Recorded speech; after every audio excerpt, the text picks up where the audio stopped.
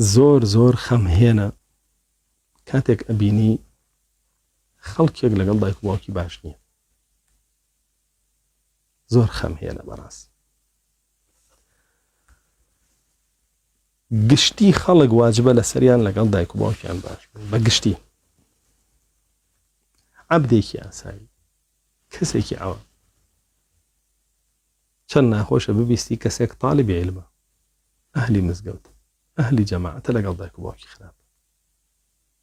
چەند ناخۆشەوە بینی. بەڕاستی جاری وایە ئینسان خەریکە دڵی دێتە دەرەوە کە ئەبیستێ فڵانە کەسی قورئان خوێن ئەوە ئەدەبێتی لەگەڵ دایک و باوکی، فڵانە کەسی متابعی سنەتی رسول الله ئەوە ئەدەبێتی لەگەڵ دایک و باوکی، ئەوەش قورئانی ئەڵڵا و ئەوەش سنەتی رسول الله صلی الله عليه وسلم فەرمانە پێکە کە چۆن بی لەگەڵ دایک و باوک.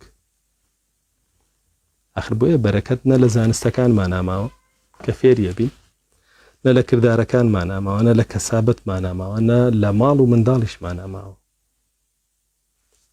لەبەرەوەی ئێمە لەگەڵ دایک و باوکمان باشین.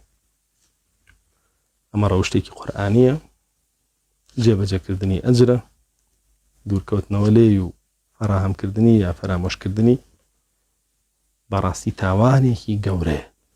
چونکە رسول الله صلی الله عليه وسلم کاتێک کە تاوانە گەورەکانە بژێرێ بۆمانە فەرمێ: ألا أنبئكم بأكبر الكبائر الإشراك بالله وعقوق الوالدين.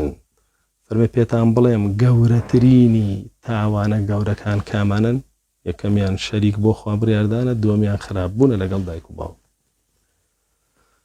جەڕەت کە تۆ باشنی لەگەڵ دایک و باوکێ لە گەورەترینی تاوانەکانای. مبەڕیر مەهێنەرەوە بۆ خۆت ئەگەر باوک و دایکە کافریش بن. خودی ئەم ئاەتە بۆ سەحابەیەک دابەزێ کە باوک و دایکی کافرن،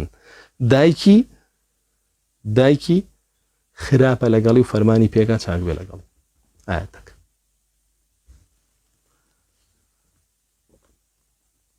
بر الوالدین، چاکەکردن لەگەڵ دایک و باوک، وتمان بە قسەیە وە بە کردارە وە بە ڕوخساریشە. قسەت جوان بێ لەگەڵ یان لەو پەڕی ڕێزا بێ و نەرمونیانی و سۆزی لێ بەبارەی کرداریشت بە هەمان شێوە وە شکڵ و شێو دەموچاویشت لە بەرامبەریان. و بریتیە لەوەی هەموو شەڕ و هەموو خراپێکیشێ لە ئاست ئەوانە بگێڕیتەوە، هیچ شتێکیان بەرامبەر دەرنەبڕی لە شەڕ و لە خراپ. کەواتە گەیاندنی هەموو خەیرێکە پێیان بەدەم و بەکردار و بە ڕوخسار و دوورخستنەوەی هەموو شەڕێکە لێیان بەدەم و بەکردار و بە ڕوخسار.